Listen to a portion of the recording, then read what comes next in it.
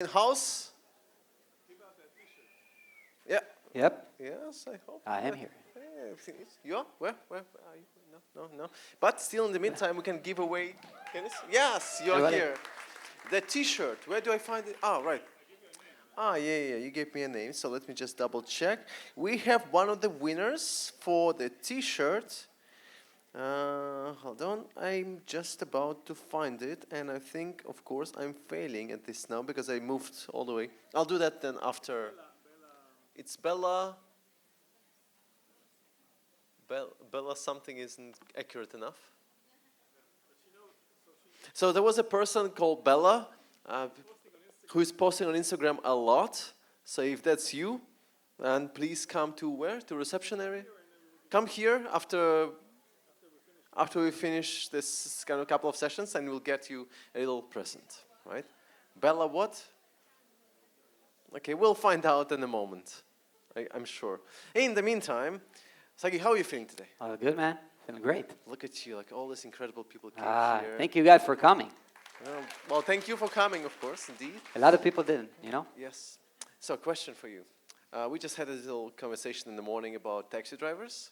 Okay. So, did you encounter an interesting conversation during your taxi trip here, or did you take a car, bus? I came with a car. Okay. But So, yeah, I was just in England the other week. Okay. And had a lot of interesting conversations with a couple of the drivers. But okay. Well, I had a very interesting conversation with a taxi driver about shakshuka. That's about shakshuka. Yes. Very opinionated. Did he claim do to you have know the perfect recipe? I think they did. So I think that there are actually really two kinds of people who really opinionated. Taxi drivers and designers. That's pretty much it. So everybody has their own real opinion. Pretty true. I think you have opinions as well. We're also con artists as well. Yes, that's true. Yeah. That's right. You've been working with startups in the last 12 years now. Yep. So I'm sure that there are many things that you learn along the way. And you've been writing and improving methodologies for scaling startups and kind of consulting and all those things. And I'm very, very excited to kind of bring this up later in the session as well. But today you're going to look into psychology. Yeah. Isn't it like a dark thing, like we're tapping into how human psyche works and then make them do click and tap and do things that we want them to click? Yeah, in a good way though. In a good way. In a good way, right? I hope so. Who here doesn't want to know how the human brain works and how we can affect it with design? Nobody, right? Who here does want to know how to affect the human brain with design? Well, right? excellent. Okay. That's working. Well, then I'm going to leave it to you. Do we have the name? Avi disappeared. We probably have a name. We'll have a name. But in the meantime, please give a warm round again of applause to Sagi Shrieber. Thanks, Vitaly. Everybody, what's up? How are you feeling? After lunch? Are you tired? Let's wake up. Let's wake up. All right. Everybody stand up for a second. Stand up. Probably every one of the people, the speakers here will do it today. Everybody stand up for a second. Stretch your arms just a bit. Just a bit. I know. It's after lunch. We could do some push-ups, but, not enough space. So, all right, cool. Let's do it. Today I'm going to talk about design triggers. Before that, I just want to show you this QR code here. If you guys want to take notes while the speakers are talking, you can do so with this QR code. If you haven't scanned it yet, please do. This is the Google Doc where all the notes are, okay? So you can scan this QR code, then take notes, and just enjoy collaborative notes taking, which is pretty cool. Just be careful not to erase the entire document for everybody else, right? All right. So, design triggers. That's what we're going to talk about today. It's something that I'm very passionate about, something that I've been researching for the past couple of years.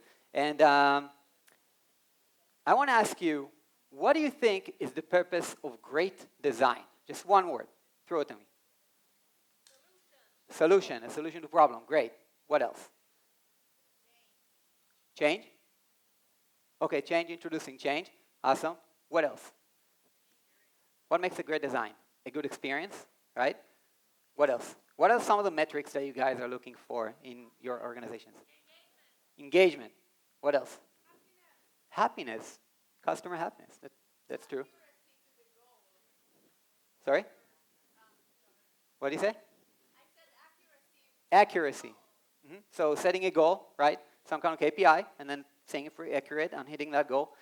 Who here as a design or in your organization track your design's outcomes? Do you guys, any of you track it? Okay, most hands are not raised, right? Because we usually don't do that. So most of us as designers, we're used to guessing. We're very good guesstimators. And I think in this talk and with this framework that I'm about to introduce to you today, I would like to just kind of like help you design more of a like from an actual framework and not out of guessing. Does that make sense? Cool. All right, so what makes the purpose of great design? I found out that it's like one word, and it's basically emotions. This is, if we hit the right emotion at the right screen, imagine what we could pull off. Retention, increase retention, reduce churn, boost engagement, create brand awareness, right? There's everything that we want to solve that solution. Introduce a new change, but in a way that people won't be afraid out of it. So basically, what we do is if we introduce the right emotion at the right time, the right place, we win. And if you think about design in that way, that will make your whole life easier. Because you don't have to guess anymore. All you have to do is research how to spark emotion with design. That's what we're going to talk about today. So just to say about me, because I know most of you don't know, probably a lot of you know me, but some of you don't. So I am the founder and co-CEO of Contrast UX. We are a UI UX design agency. Been so for the last 3 years. Been working with startups here in Israel and also abroad. And in my career, past 12 years, I've been the first designer at Fiverr, first in-house designer at Fiverr. After that, I had my own startup. We got accepted to Upwest Labs, an accelerator in the Silicon Valley. Came back to Israel, got acquired by SimilarWeb, another Israeli startup, became the first in-house designer at SimilarWeb, grew with SimilarWeb, created the whole design team over there, and then basically, is Oded here by any chance? Probably not, right? After that, I brought Oded to replace me. Oded has been growing the team since then. And I've been also a mentor at Google Launchpad for the past, or basically for 7 years. And then besides that, I always teach what I learned. So I always teach through my platforms. I have Pixel Perfect since 2011. Most of you know. Who knows Pixel Perfect here? Okay, most of the hands, great. And I also had Hacking UI, and right now it's not active, but it was an international design blog. And now I have also Commit First. Commit First is my platform to talk about personal development because I'm very passionate about also like what makes us tick, the human brain, stuff like that. But basically, how do we get out of our own limiting beliefs? That's something I'm very passionate about. So Commit First is a place where I talk about it on my podcast, but also we just came out with a new app on the App Store. So if you want to learn more about that, you can definitely ask me later. Also a father of 3 and husband. And so for the past, I don't know, like 6, 7 years, I've been very curious about what makes a great design great. And one of the things that I came to understand is, like, there's not one solution, but there's something that is kind of global in a sense. And when I interviewed, and those people I interviewed on my first podcast, the Hacking UI podcast, these are people from Apple, Airbnb, Facebook, and all kinds of great companies. This guy's like VP Experience and Vision was the VP Experience. This guy's from Intercom. So basically all those guys that I interviewed, I asked him, what's the purpose of great design? And that kind of helped me start that journey in order to understand. But what it comes down to is basically, in order to understand what makes a great design great, like we said, it's about the human brain. There are ways in which we work our operating system. It doesn't matter if you're Japanese or from the US or from the UK. It doesn't matter. We have one brain. It functions in the same way. So I'm not a brain surgeon, all right? I'm not a neuropsychology expert, so I'm sorry if, like I might be, not talking correctly about like the specific parts of the brain, but when I stripped it down to a couple of just like pretty initial like parts of the brain that came with the evolution. So first one is the croc brain. The croc brain is that part of the brain that is fight or flight, right? It's in charge of the fight or flight. It's basically in charge of identifying threats, right? So for instance, if there was some kind of like huge bug flying over here across the stage, so you guys would be like, what is that? And you'd stop paying attention to me. You see this bug. Your mind is like, wait, is that a threat? Oh, it's just a bug, right? So the croc brain is then in charge of identifying threats. Now we have the midbrain, came later with the evolution, and the midbrain is in charge of us being social beings. Who here wants to be alone in his life the whole time? Nobody, right? So we are all social beings. That's the midbrain. That's why testimonials work. And then we have the neocortex. The neocortex is in charge of processing information. All the external information, it's our biggest processor. Like any computer has a processor. Our neocortex is our processor. And anything that comes from outside stimulus, anything that we see through our senses, or feel, or smell, or touch, and also memories and thoughts that arise in the neocortex and starts getting analyzed. Now here's the interesting thing. The neocortex makes up 70% of the human brain. Physically, 70% of the human brain. And you might think, well, okay, fine, Sagi, but how is that interesting? Check this out. The chimps, our closest ancestor, only 18%. Dogs, 7 to 8%. Cats, 3 to 4%. So if we understand this, we understand that we cannot show our dog a feed of Facebook. Too much information, and if they could process it, they will faint. All right? So what we want to make sure is that we, when we design things and design application and, digital products, that obviously that we hit the neocortex in the right spots, give the right information at the right time, in the right place. We want to make sure we do that. But here's the thing that most companies miss. Check this out. For instance, imagine yourself walking, just crossing the street, right, in the sidewalk. And then basically you're crossing, not the sidewalk, you were crossing the street, and then a car comes rushing towards you, very fast. What would you do? Hopefully you jump aside, right? Not freeze in place. That would be a bad idea. You jump aside. You did not analyze any information. You jumped aside. The threat came, you jumped aside. Now, well, it doesn't make sense if we look at it in a neocortex way. The car came, you probably heard it. So you twisted your head, you saw the car. So first you heard it, now you see it. But you don't process any information. Oh, it's a new model of Tesla. Pretty nice, right? You jump aside. So we understand now that the croc brain is the gatekeeper of the neocortex. And that's how human behavior works. Because if we initiate the croc brain, it asks two simple questions of anything it sees. Do I want to mate with it, or do I want to kill it? That's pretty much it. Any experience that it sees. Guys, by the way, could you turn up the AC? I got some, or like make it colder here, because I see people just like, yeah, okay. So the croc brain is the gatekeeper to the neocortex. Now, this is the interesting part. If we see it as the gatekeeper, then we understand most companies trigger the neocortex or try to give stimuli to the neocortex by giving a lot of information and data and making it interesting. That's great, but if we don't trigger the croc brain first, we miss out on a whole bunch. If we do trigger the croc brain, if the croc brain says, I want to kill it, because maybe the information is a threat to my attention, to my focus right now, or to anything else, it shuts down the neocortex. No information can come through. Think about it this way. Do you know the term banner blindness? Right? We all see ads and information that we just basically don't process, right? We don't process it. We just go by about it. So this is the croc brain saying, I want to kill it. But if the croc brain is saying, I want to mate with it, then the wow effect appears. Then the wow effect happens, just arises. Oh my God.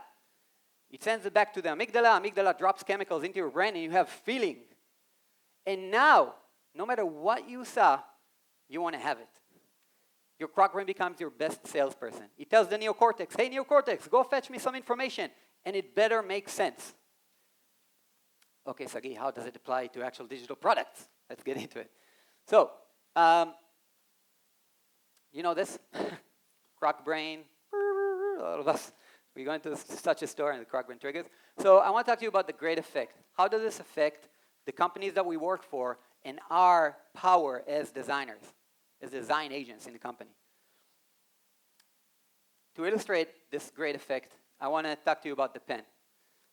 Imagine you going into a home appliances shop, right, and you see a basket full of pens, just laying there, with a sign with a price. What's the price? Throw me the price in Israeli shekels. Throw me $1. I said Israeli shekels. 4 shekels? 5 shekels. I got the 10 or 11 shekels. Okay, for just like, pens laying in a basket, yeah? 10 or 11 shekels, inflation. I get it. Okay, fine. So you got 4, 5, and 10 and 11, right? Okay, now imagine you walking up to the same store, you go up to the cash register, now there's a beautiful stand over there with just 10 of these pens, just beautifully stacked with a beautiful design on that stand with the brand name and image, how much would that pen cost? 20, 50, 100, inflation again. You guys back there like suffering from inflation big time. Okay, so now we understand that. Okay, now imagine this. You're walking up to that store. There is a beautiful glass box, container. And that container behind it is a guy with a bow tie, and his name is Pierre. And now you say, hey, Pierre, can you show me this pen, please? They said, oh, of course, you need the key. So he can only open it with the key, and it's inside that glass container, inside a small, beautiful box with a couple jewels on them, or an engraving of some sort. And the pen is just lying there, beautifully, with special lights lighting on it. How much would that pen cost? 200, 400, 1,000, 300. Okay. Same fucking pen, guys. Come on. So how can you say that I just give you an exercise and you get that pen for 5 shekels and then, 1,000 shekels? What's going on? Well, that effect is called perceived value. And perceived value applies also to product design. If we design an emotional product, well, that creates virality. It creates the product market fit a lot of the times, although that also comes to UX research, obviously. We cannot make a bad product great, but we can take a good product and make it fucking unbelievable. And that applies to the company's ability to get later. It basically multiplies the evaluation of a company. Now we're not business people here, we're design agents, fine. So if we're design agents, that multiplies your value in the organization that you work at, if you manage to do so. So I've seen companies get acquired because of perceived value. We've seen it all. We've seen companies come from a 2 million evaluation or 7 million to like 20 million. We've seen it. It's happening. There's a lot of articles about it as well. So I cannot give you a specific example of something recent, from the ecosystem. I can just give you from my own example. In contrast, that's what we do. And basically, we just did one case study. Just last week, we got informed that with one of our companies that we work with, one of our clients, Whiskey, we just increased by just a design trigger audit, which took a long time, by the way. They were stuck for a long time. We were trying to figure out what's going on. But with the design trigger principles, we managed to increase conversion by 14%. And that's already high converting website. 14% is amazing in a high converting website. And so we've seen it also with 33%. We've seen it with a lot of stuff. And we've seen it also with engagement metrics. One of the beautiful things that happened recently was also, wait, what happened? I am missing a slide. All right. So I'll just tell you about also another company that we work with, Media Kits. So Media Kits, we created the emotional design. We work with this framework. People started tweeting about it and then sending creating TikToks about it and Instagrams about it. Eventually, just 2 weeks ago, it got acquired. And so we know that this helps the acquisition of different products, and we can do that as well. So want to get into it? Want to learn the tactics? Of course you do, right? All right. I call it design triggers. We call it design triggers. And in order for this, in this talk, I'm only going to give you 3. We don't have time for more than that. I'm only going to give you 3. There are, right now, 11 mapped design triggers. So in order for us to talk about it more, I created an online course for you, which is completely free for you guys. And right now, just before this talk, we found out that Pixel Perfect, my website, is down. So what we did is, I created this Google Doc. You can just scan this barcode right here. I'll also show it to you later. And that way, it's just a Google form. You can give us your email, and then we'll just send you an email with the registration to the free course. Sounds good? Completely free. And also, you get a checklist of all the design triggers, so you can basically work with it in your day-to-day. So let's talk about it. Number 1, the Boulder and the Rock. The Boulder and the Rock is all about composition and contrast. Now, I want to show you something a bit boring. This is a bit boring. But it's a composition, right? It's a couple of elements on a canvas. Now, I want you to imagine the last time that you were, imagine yourself in the Alps, maybe. In the Alps right now, looking at the mountains. Those beautiful mountains rising to the sky. And you're down at the valley, and you're looking up. And you can't stand but be in awe of that beautiful mountain. Have you guys had that feeling before? Right? I had it in Manali, in India, when I was just sitting in the guest house. I remember it was like 15 years ago, but I remember it like to this day. I was sitting in a guest house on one side of the valley, and in front of me, the other side of the valley, with mountains going into the sky so high, I could see it going into the clouds and disappearing into the clouds, and waterfalls are coming out. And I was like, oh, I can be here for hours, right? So this feeling, this is a wow moment. This is a croc brain, a moment there. And so how do we create it in design? Well, this composition, first of all, let's create the boulder, shall we? Let's take one element, enlarge the heck out of it. Now it's more interesting, right? Now, we're missing something, though. Let's create some pebbles. Now, this is a composition, right? Small stars are us, the humans. This boulder is like the huge rock. And so any great composition, the Boulder The Rock says, is made out of this boulder, the rocks that give us proportions, and the pebbles that basically create the contrast. Let's see examples, shall we? Well, of course we'll talk about Apple. So Apple, guys, if you were to design this website, this specific landing page, my bet is this. Most of you, don't lie though, most of you will probably make the iPhone a bit smaller, right? We all would. We'll create that iPhone a bit smaller. Maybe we'll make it large, but still it will be small. Way smaller than the hugest iPhone here. And what Apple does every time is it takes its product and enlarges the heck out of him to give us that wow factor. But you asked, well, Sagi, where are the pebbles? Well, check this out. Another uncommon decision by the team of Apple. Any designer would take the call to actions and create a button. No. Apple created a text link with an arrow. Interesting, huh? Look at this small arrow in contrast to that huge Apple Watch. Do you understand? This is the Boulder The Rock. Over here in Apple's TV, we see that also on the covers. We can use that in covers as well.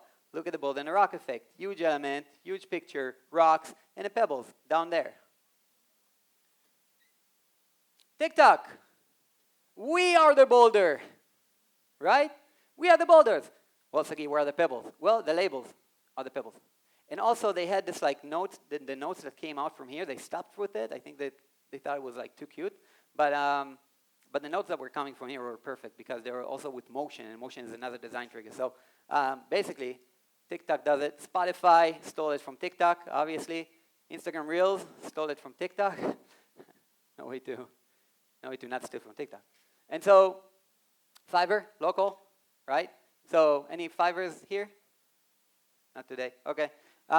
So they did it here. Look, the small name of that expert with the small stars, in contrast. So I thought it gives like this local example of a good version of this as well. WalkMe. So WalkMe as well. They changed this website already, but when they did have it, basically they showed me this when in a workshop I gave about design triggers over there, and I just like the rock and the small elements. It was nice. Maybe I'm missing a few smaller elements, but this like menu is pretty small compared to this huge S boulder. So it looks great. So when we create it together, the Boulder The Rock works and creates emotion. And when it triggers emotion, now we want to play with it. Now we know what to do. Now we get focus. We get engagement. We get virality. Now it's ours. We want it, right? So that's the Boulder The Rock. Now let's talk about the second one, the booth. The booth is all about proximity. And here's the thing. I know there was a talk about UX writing and everything and microcopy.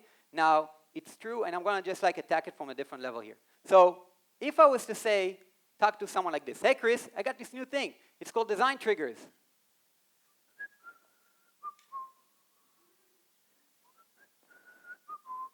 You have to check it out. I would never talk like this, right? You wouldn't either. Who the heck talks like this? So why would we design like this, right? So let's do it right. Hey, Chris.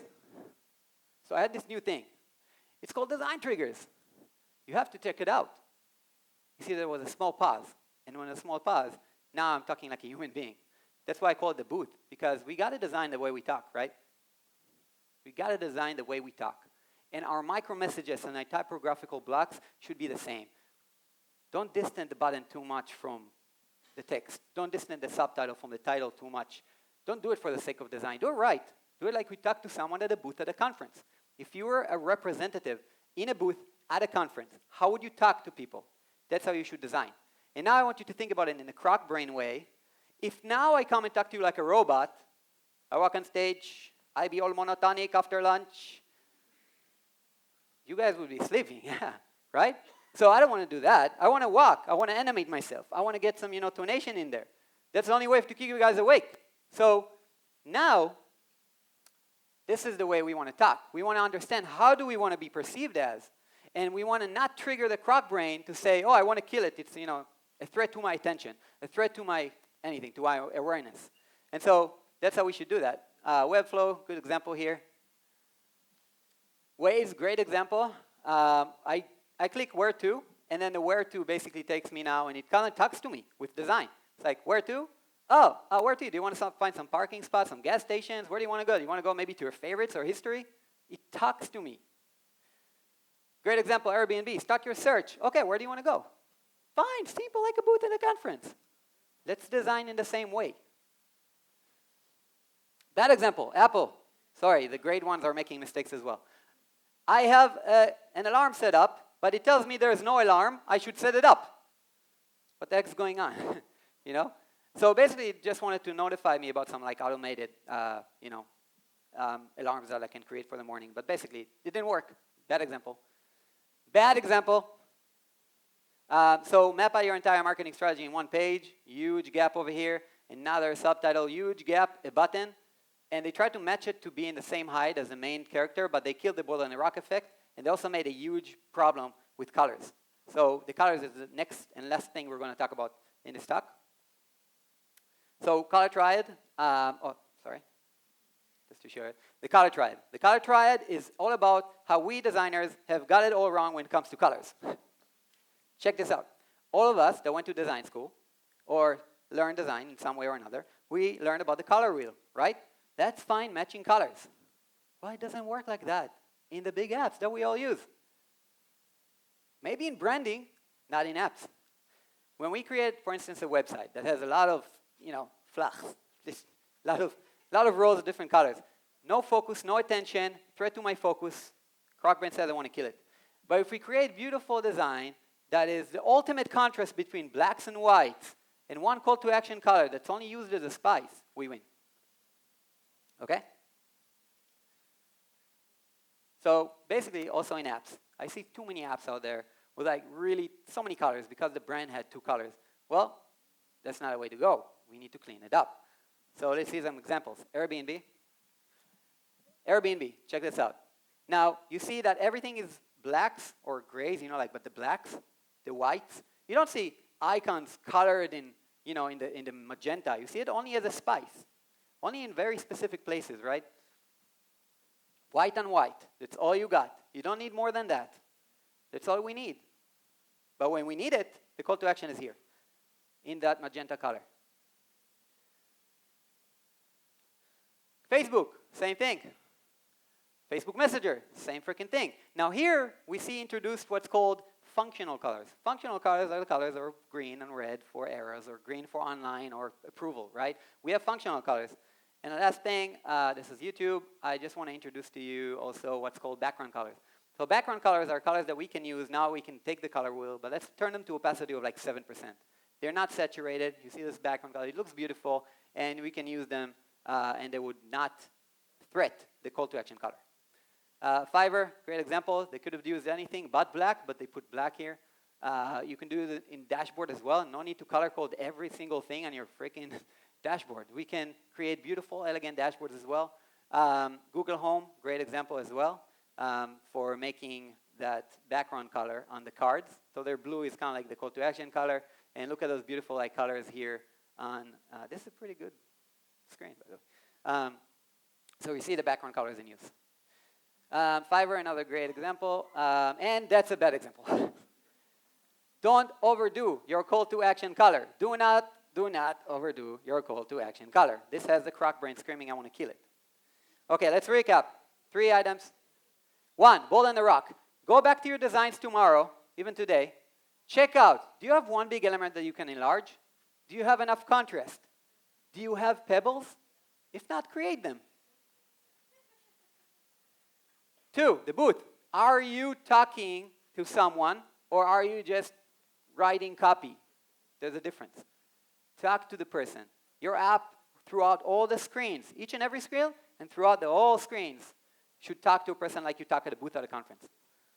That thing, the Color Triad. Check out your app. Does it have too many colors? Black, white, the ultimate contrast, the super elegant contrast, and one call to action color used only as a spice. Remember that. So there's 8 more of these. And if you want to just have them, you can. There's also a checklist that we created for you. So it's an online course and a checklist, everything for free for you guys. And really, like, I have nothing to sell you here. So the free course and checklist, you can get them. Basically, you can sign up to get them here.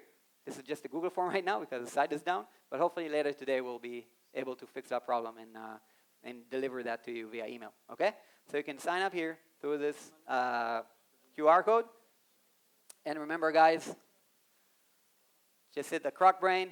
Remember, if you do that, you'll win. You create perceived value. Thank you.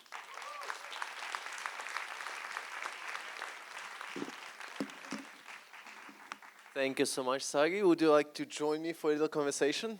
We have 5 minutes maybe or so. I was told that it's better for me to sit in here for the photos, so you will look better.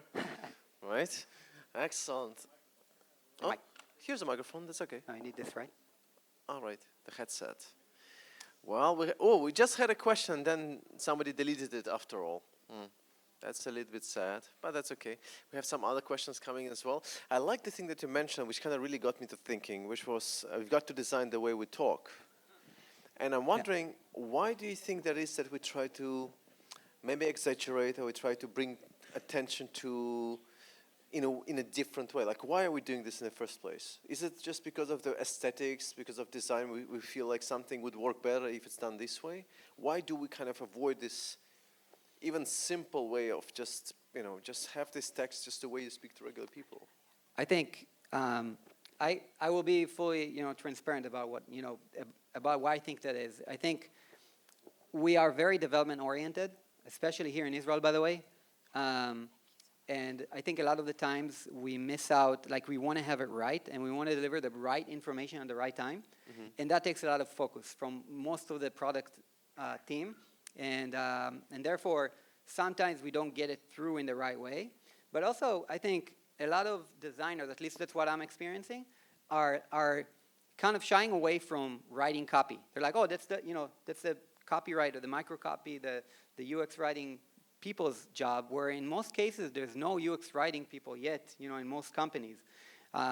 And we can't do that. We need to be also take ownership of our designs and our copy as well. And we need to be able to communicate that to the stakeholders. Yeah.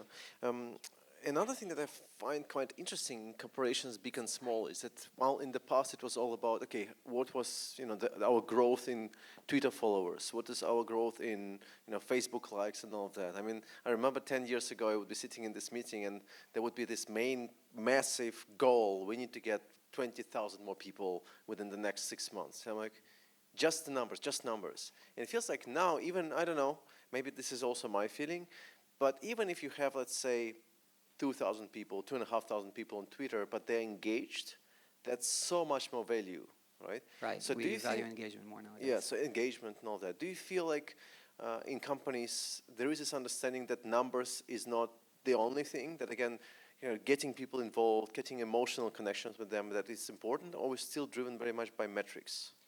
I think like that. Yeah, I mean, I think this is a great discussion to have. Like with any one of you, I would love to hear in your companies how you guys measure. But I think we're metric oriented in one way, but design is never measured in most organizations. So we kind of have to fight for designs to get measured. And I think in order to value what we want to value, we got to value engagement. We got to look at the engagement numbers and the retentions and basically the metrics that we care about. Well, we got to also take ownership about that. We can't just say, oh, I wish my organization would measure that. We got to take ownership, each and every one of us. And we got to learn the tools and we got to write more about them. You search online today for how to measure your design, you can't find anything. Like there's almost no blog articles out there, and the ones that are a bit Hotjar, of course Hotjar, but how?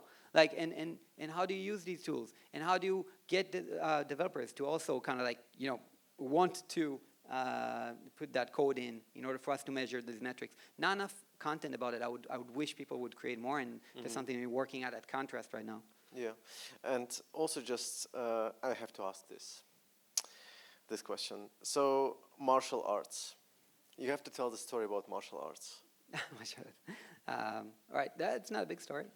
I've been doing martial arts most of my life, and I've been to China doing 1 month of Shaolin Kung Fu with monks in the mountains. And it was just an amazing experience, talking about that just looking at those mountains and then climbing them and running up to them. But yeah, it's just it was just amazing experience. Yeah, the reason why I'm saying is because I know another person who also did something similar, and it's so interesting. I mean, we've been communicating for, I don't know, a decade now, maybe or so, but it's only now that I meet you. And I remember meeting that person, seeing that person before he went, and then coming back. It's like a different feeling, kind of spiritual, almost awakening at some point. Definitely, that's the main reason I went to do Shaolin Kung Fu. And not any other stuff. I really connect to the spiritual aspect of it. Yeah. Yeah. So the only thing I wanted to ask, and we totally have no time. Do you think that, or how do you think this changed the way you approach design? Was there anything that you learned from that for your design work? So here's something that interesting that you mentioned this. When I was a junior designer, I had one mentor come to me and say, Sagi, like you do martial arts this entire time, but your designs are, not, why don't you bring that, ninja element to design? Like, give it all your all, like you're giving martial arts. And I said, I think that was a stepping stone for me to kind of like take more ownership of my design and really start to study what makes a good design great. Right. It's something that triggered in me. I think one last thing, just for life, by the way, in martial arts, when you fight and you get hit, you're gonna get punched in the face or whatever, like, it's gonna be hurtful. Life nowadays for us in Israel, a lot of the time is as well. A lot of you probably already got fired in the last wave, or might get fired, or whatever. It's going to happen to all of us. We all experience, hardships. And I think it's not talked about as well in the design space, but we got to take care of our mental health, and that's very important. So in martial arts, if you don't fight back, people will beat at you until you really fall. Like that happened to me a couple of times. I used to kind of like look kind of afraid when people are working too hard on me, and then like they basically went harder, and I got knocked out. And so I learned that you have to become a good fighter and give a fight now. Fight back. So also fight back on whatever hardships you have, because it's going to make you stronger. Learn how to work under pressure. Don't be afraid of that. It's really important. So working under pressure and dealing with hardships, working on a mental health, mental fitness is very important. That's why I have this other company now, Commit First. Excellent. Well, if you have any more questions for Sagi, you probably will find him also outside. So thank you so much for sharing all this insight with us, Sagi. Thank you all. Wonderful. And nice to meet you as well. Yeah, definitely. All right, moving on to the next talk.